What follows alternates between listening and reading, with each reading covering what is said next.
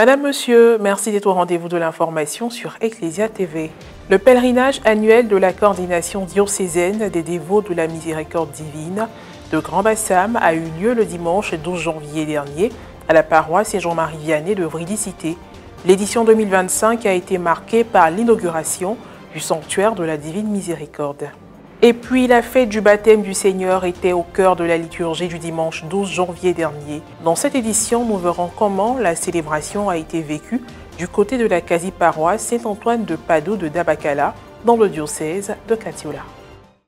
Un sanctuaire dédié à la miséricorde divine a été inauguré le dimanche 12 janvier dernier à la paroisse Saint-Jean-Marie Vianney de Vridicité. C'était au cours du pèlerinage annuel de la coordination des dévots de la miséricorde divine du diocèse de Grand-Bassam.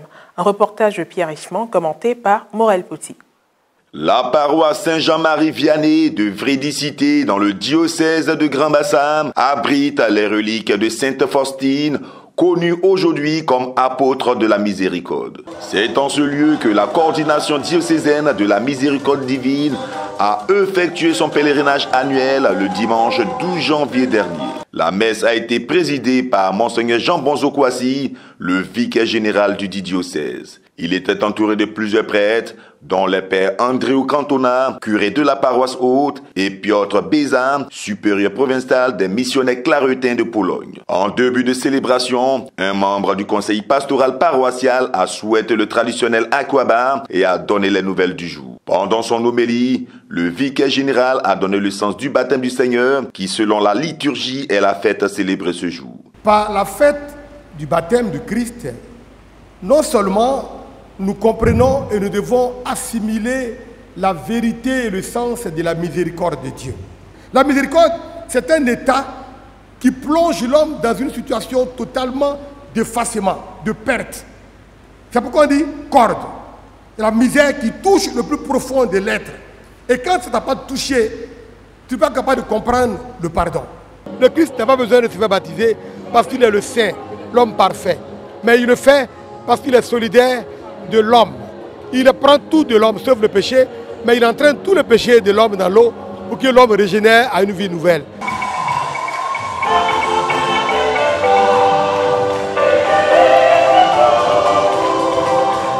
Après la communion, ont eu lieu plusieurs allocutions, dont celle du responsable du groupe des dévots de la miséricorde divine, M. Théophile Koné, du représentant du docteur Emou Sylvestre, maire de la commune de Port-Boué, du père Andréo Cantona, curé de la paroisse Saint-Jean-Marie Vianney de Vridicité, et du supérieur provincial des missions claretins de Pologne, père Piotr Béza. À cette occasion, le sanctuaire dédié à la miséricorde divine a été inauguré à travers les rites suivants. Le retrait de la relique de Sainte Faustine à la stèle.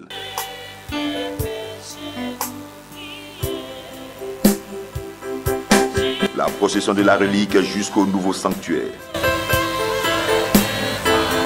La coupure du ruban par le vicaire général. Le dévoilement de l'enseigne.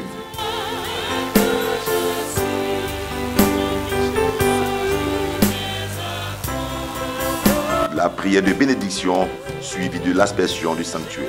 Avec cette Faustine, c'est quelque chose qui est sacré, qui est porté par les claretins.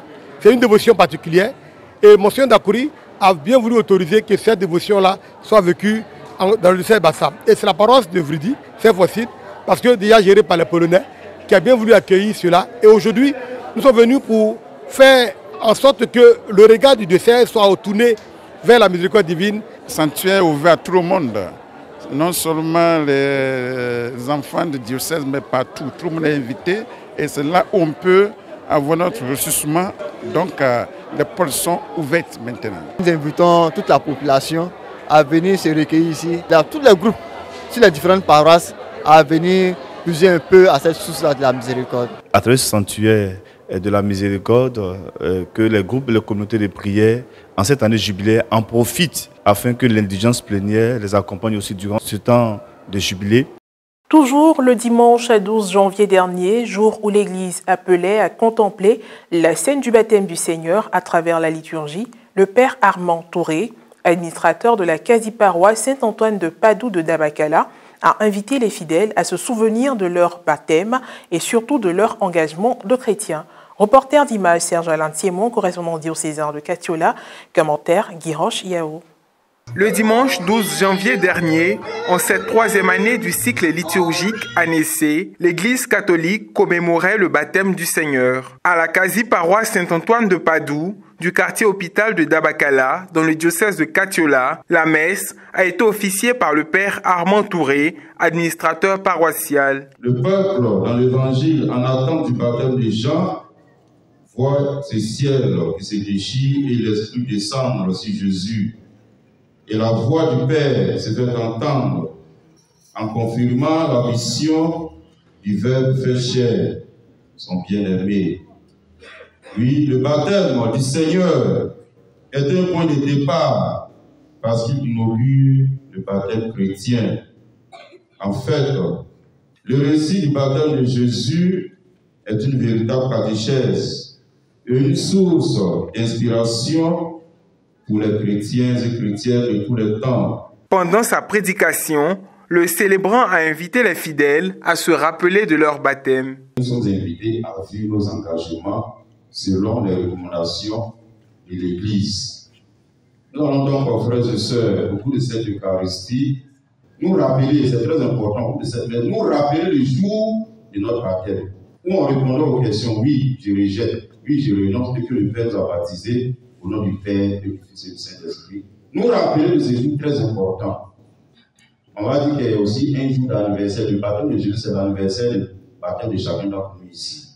Pensons à ce baptême-là. Pensons à notre engagement. Pensons à notre bougie que le parrain nous a donnée, ou la marraine, pour la garder intacte, pour être le témoin de Jésus-Christ. Outre le compte-rendu du conseil pastoral paroissial, le fait marquant a été la mise en place du bureau du comité jeune, suivi de la bénédiction des membres. Nous avons vécu une belle célébration qui nous a rappelé notre baptême. Et nous prions pour que tous les baptisés de l'Église soient des meilleurs baptisés, soient déjà compétents dans l'Église. On a vécu, à mon sens, une belle célébration. Surtout qu'elle nous rappelle notre baptême. En tout cas, ça s'est bien passé. Aujourd'hui, c'est une grande fête pour nous, les chrétiens, le baptême du Seigneur. Le Christ qui accepte de prendre notre condition humaine en se faisant baptiser par Jean. C'est un rappel pour nous chrétiens, de prendre au sérieux notre engagement baptismal. Et puis pour terminer, toujours au chapitre de la religion, les jeunes de la paroisse Sainte-Marie de la Zone dans l'archidiocèse de Boaké ont eu une rencontre à la paroisse Sainte-Marie de l'Assomption de Ndiébonnois en début du mois de décembre 2024. Cette activité s'est déroulée sous la supervision de l'aumônier des jeunes, révérend père Richemont Nguessan. Un reportage de Firmin Suini, correspondant local de Boaké, commenté par Marie Abissier.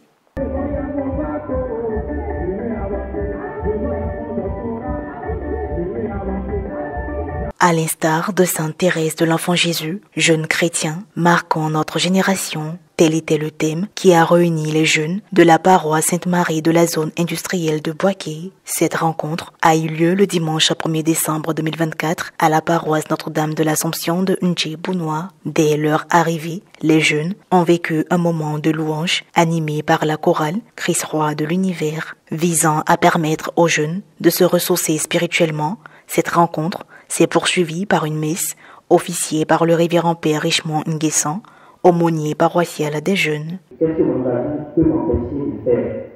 Non, je ne parle pas de consécration, consécration religieuse. Je ne parle pas de consacrer notre vie à Dieu. Je ne vais pas être religieux, je vous encore peut-être. C'est-à-dire donner ma vie à Jésus. Accepter d'être bon chrétien. Voilà. Est-ce que ça va empêcher de faire? Est-ce que être vraiment chrétien peut nous empêcher de faire? L'un des faits marquants a été l'adoration du Saint-Sacrement, une occasion pour les 175 jeunes participants de confier leur vie au Seigneur.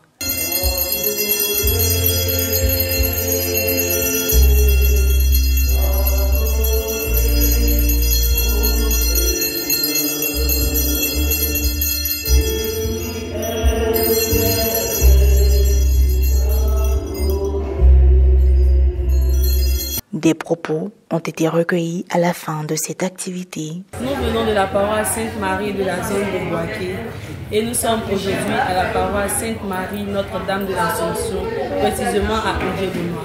Par la grâce de Dieu, tout s'est bien passé et nous sommes sur le point de retourner. On compte sur le Seigneur encore pour nous accompagner sains et saufs à la maison. Merci encore une fois au Dieu Tout-Puissant qui nous a permis de faire cette activité. Fin de cette édition d'information. Merci de l'avoir suivi. Que je veille sur nous. À très bientôt.